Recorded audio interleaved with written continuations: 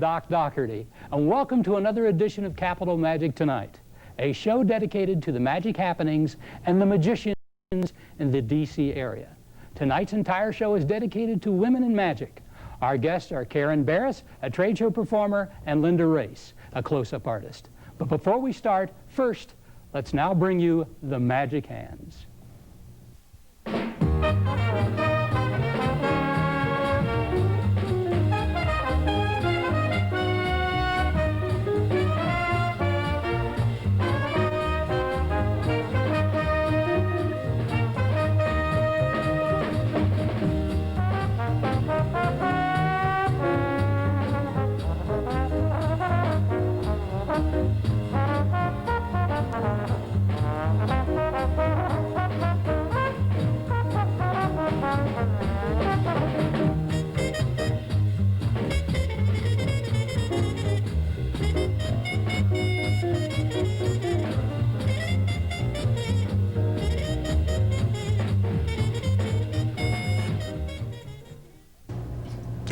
Thank you, Magic Hands. Well, today in the studio I have with me two women magicians.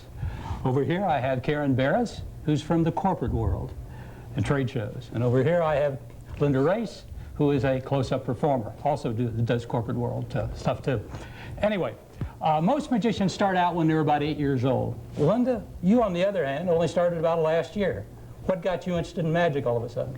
Well, I think it helps that I have the maturity of an 8-year-old. Actually, what happened was my brother sent me a magic kit for Christmas, and it had 101 card tricks in it. Oh, I've seen them. I bet you counted all 101, right? Well, there were 101. Problem was, out of the 101, only one really impressed me. Well, what was that one that did impress you? It's an effect where a spectator freely chooses a card. I have them tear it up. Well, actually, I could show it for you if you'd like. You have our stage. Here we go. Here. All righty. Pick a card, any card. Ah, the old bad. Let me take your card. Like it? Yeah, fine. What? Okay, tear it up into 5, 6 pieces. You want me to tear it up? Spare no expense. All right, well, let me tear it up here. Here we go. Hardest part of the whole trick is tearing these things up. Okay, there we go. Into 100 pieces, right? No, 5 or 6. 5 or 6. All right, well, I got them here like this. Okay. Yeah, Oh, oops, you let me put get that piece back. Oh, one more piece. Hardest time. Now what do I do? Freely select any piece you'd like. Any piece. All right, I got a piece here. Yeah, I've got a piece. Oh, I'm sorry. Here. They're all here. Hand me those pieces. All right, you tab the pieces. All right. Now I need to get. Uh-oh. What do you want me to do with this piece? You just keep holding on to it, but I don't think the trick's going to work. I didn't bring my magic wand. Wait, I think I have something we can improvise with. Ah, good, I brought my chapstick. It looks like a wand, it's white, it's got black tips. Now watch, I take my magic wand, I rub it over my hand like that, and look, it goes away. Do you know where it went? It's in there? Mm-hmm. Oops. It's in there. There's a card. Can I take Sure. Take it out here? I have the piece. Hardest part, oh boy, look at this. Tough. And Does a piece match? yes, it does. Wow. Oh, that's amazing. That was the one trick out of 101 that got me interested in learning other magic effects. I went down to my local magic store, Al's Magic Shop, and that's where I was really introduced to the world of magic. That's great. Now, you started out actually at an early age. It's true. I started out when I was about 13. I actually, my brother used to show me a lot of tricks, in particular something like the red snapper, which is a try and do it, I can do it, you can't kind of trick. Yeah. And it used to drive me nuts that he could do something that I couldn't do. And so I decided to learn magic so that I could, in fact, be better than him. And in the process, it turned out that I could actually meet boys that way. Oh, and that's good. That's a good way. and sort of ease the tension at parties, like sort of a different type of gotcha magic, so to speak. exactly. And I started doing, kids parties and stuff. I started out doing a lot of clown work, and as I kind of got older, I moved away from the clown stuff and got more into the professional looking style. And what was that type of? Well, I started doing restaurant magic, actually, which meant going to table at a restaurant and asking people if they wanted to see some magic, which, you know, for a restaurant, it's very handy because it helps people to relax while they're waiting for their food, if the kitchen is backed up. And it's a really great chance to learn all sorts of new magic or to practice all sorts of new magic. Now, if you approached me at a table, what would you ask me? I mean, as a spectator, what would you ask me? Well, I would do all sorts of magic, and then at the end, and I always found that this was actually very handy for getting tips, I would ask them if they had some money I could borrow, a 5, a 10, a 20, 50, 100. 100 would be really good. Do you have 100 there, Doc? $100. Hey, look at that, he does. Ladies and gentlemen, $100 bill. What are the odds? A magician with a $100 bill. Yeah, see, even has Ross Perot's picture on it. There you go. Wow, well, thanks. I'm going to have you have a nice night. I think I'm done now. Bye. No, actually. I'll meet what you I would- outside. Exactly. We'll split this up. What I would do then is take their money, and my promise to them was always that there was nothing up my sleeves and that the $100 would never, ever leave their sight. I'd found that tearing up their $100 bill was very unpopular. I also found that what I used to do is turn it from $100 American into $100 Canadian, and that was uniquely unpopular, as it turned out. So I worked on improving it, and hopefully you would find this ending to be a little more prosperous, and I would give them back the change to 50s. It's not like double my money, only it's just And then ideally they'd give me one, and I'd be on my way. Here you go. well, that's incredible. It really is. So, Thank you. well, I don't know. I'll use my 250s. You can buy gas later. That's true. I'll do that. Well, now, let me go to Linda first. Given your experiences with your magic kit and seeing all the hundreds of magic at Al's Magic Shop, how did you select the type of magic you wanted to perform for your audiences? I try to make my magic positive, personal, memorable. I really avoid that ha-ha, gotcha kind of magic.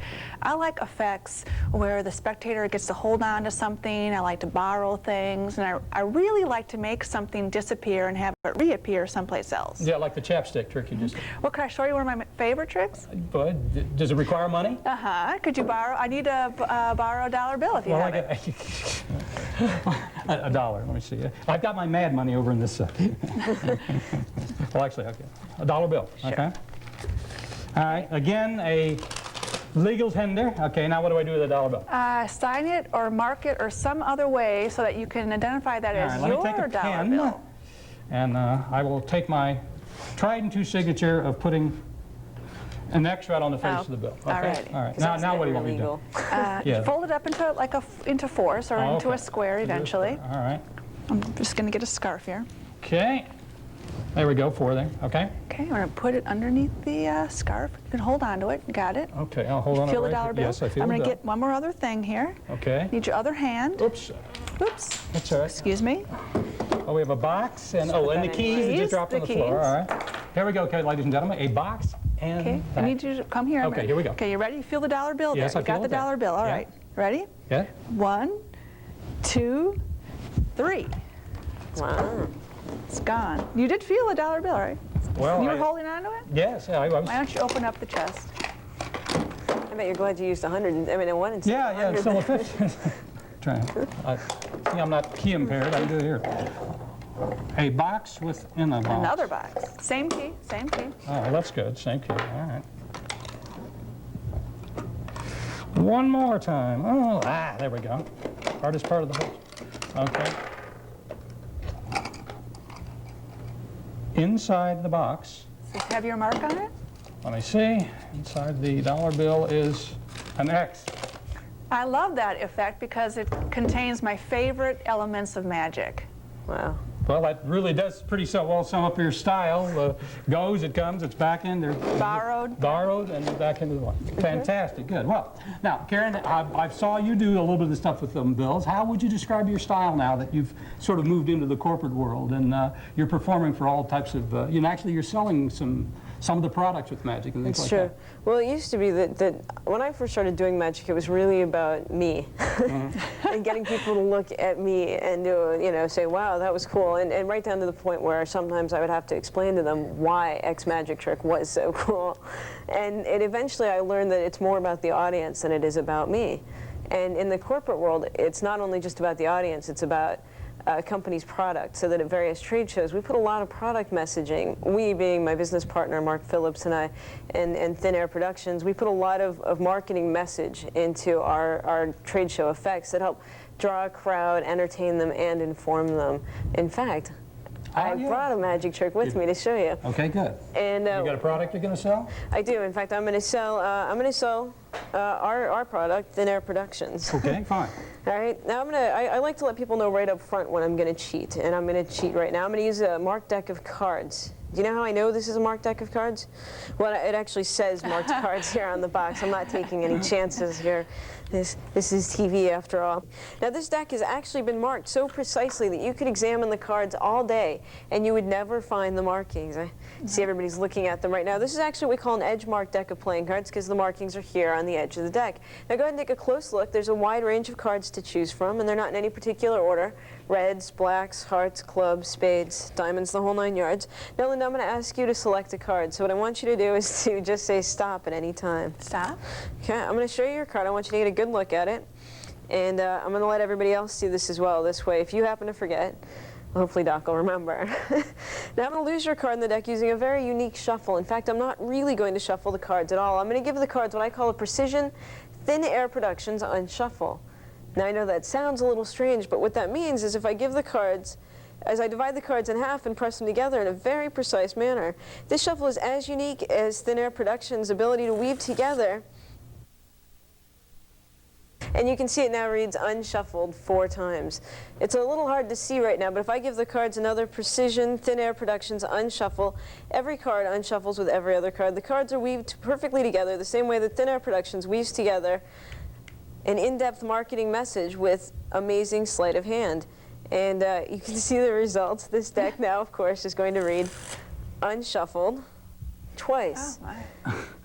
It's sort of a mathematical impossibility. I've never been very good at math. Now, as I give the cards one final unshuffle, I always think that it's important for me to point out to you that I'm probably doing something you've never seen before. It's not like I'm afraid to boast. And you can see this deck is now completely unshuffled. Not only does it read unshuffled only once, but I should be able to show you the cards are back in new deck order. Ace through King of Hearts, Ace through King of Clubs, King through Ace of Diamonds, and King through Ace of Spades. Now there is one small little detail. At the beginning of the trick, you selected a card, Linda, and you're probably asking yourself, well, can she find my card? You betcha. I'm going to find your card face down in the deck because that's how good I am. Tell me, Linda, what was your card? 8 of hearts. Here it is right on top. Your card, the Ace of Hearts. No, she said the 8 of hearts. 8 Ace. They're so close, really. I mean, why quibble, you know? But I tell you what, people don't pay Thin Air Productions to come and make mistakes with their product. So if you need an 8 of hearts, watch the cards and I will give you an 8 of hearts.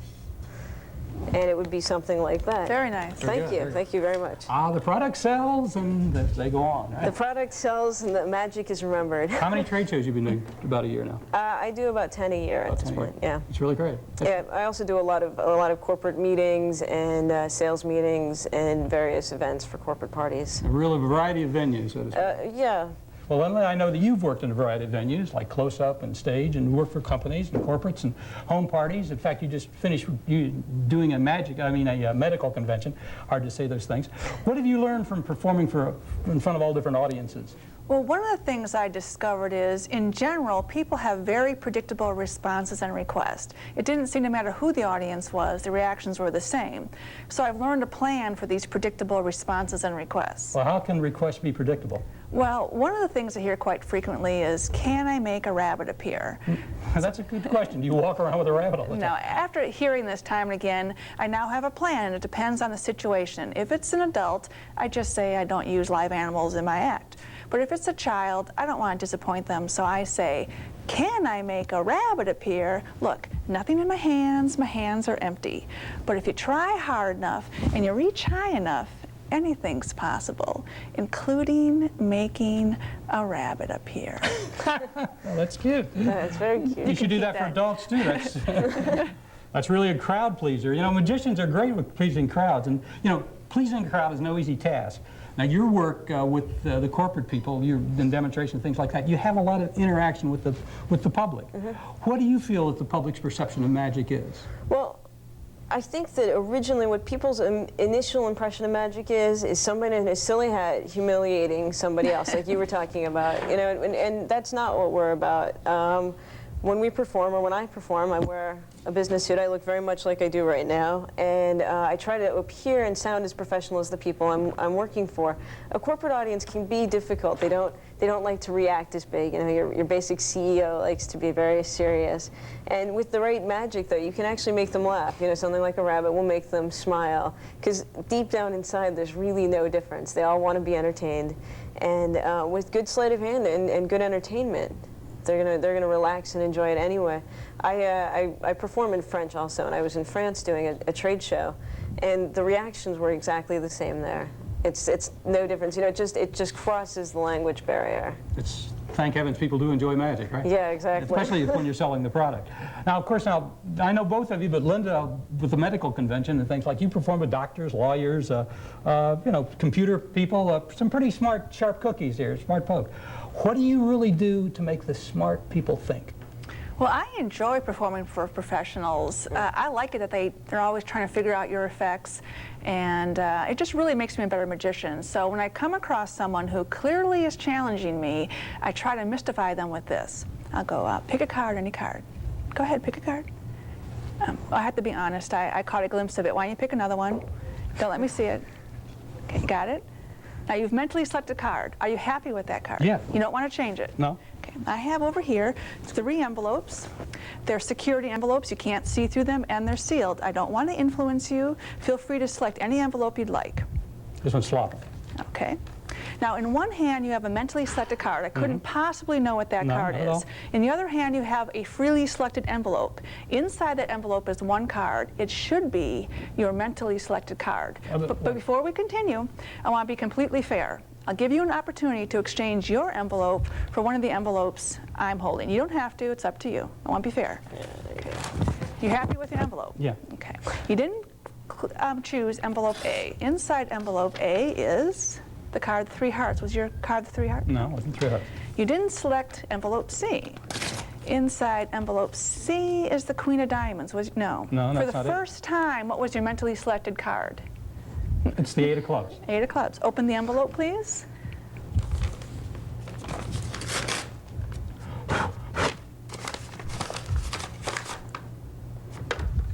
Wow. The 8 of clubs. How did you figure out what I know, a good magician never tells... I'd like to know the secret, Yeah, too. so would I too. Did you need this back? Well, that's a sure a type of trick that really makes smart people think. Now, I have a question for you. I have a performance for you. In fact, we have a great, nice performance. I've asked Karen to sort of close out the segment by doing one of the classics of magic, the linking rings. And when she was a magic demonstrator, and of course now that she works in trade shows, truly a sort of a nice style, and it shows your style too. Oh, Karen thank you. Barris, please, the linking rings. Thank you. All right. I'm going to show you one of the oldest tricks in magic. The Chinese linking rings, or the mystery of the silver rings using these 4 solid silver rings. Doc, if you would please examine that ring, check for any gaps or holes. You see, you can't miss it. It's right there. Without that, it's a hubcap. That's right. To link the rings up, you just have to hit them like so. It's actually very simple. Linda, if you would go ahead and play with those for a minute. And Doc, if you would take this ring, put your hands at the top of the ring, run your hands all the way around the sides of the ring. Do you know what that does for the ring, Doc? Well, I feel no breaks. It actually cleans it off on the sheath. Okay.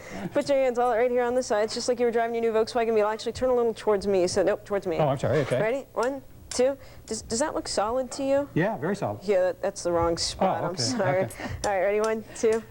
Right, Okay. right through. And if you would make your right hand into a fist, thumb up, fingers out. Thank you very much. All right, Linda, to get those unlinked, you're going to take the top ring in your left hand. Yeah, that's actually the bottom ring. This is the top ring. Just grab right on there. Give that. Actually, no, I think we had it right the first time. It's so hard to tell. Give the bottom ring a brisk spin. Reach your hand through the ring. Grab onto the top ring. Let it fall right off your wrist, and just pull those right apart. You should be able to link and unlink them a few times. Wow, look at that. You relinked them. Very few people actually make it that far. Very nicely done. You're obviously practiced. Yeah. All right, and this is actually my favorite part of the trick. Couldn't begin to tell you why. I just think it looks pretty cool. Okay. And let's see, that's ring number 1, ring number 2, ring number 3, and of course that very suspicious ring, ring number 4. And those are the amazing linking rings. Thank you so much, Karen Thank Barris. you. Very nice. Thank you. Thank you very much for having And us. thank you, Well, Linda thank Race. you. Thank you for both having for us. being here on Capital Magic tonight. And now we bring you the Magic Hands.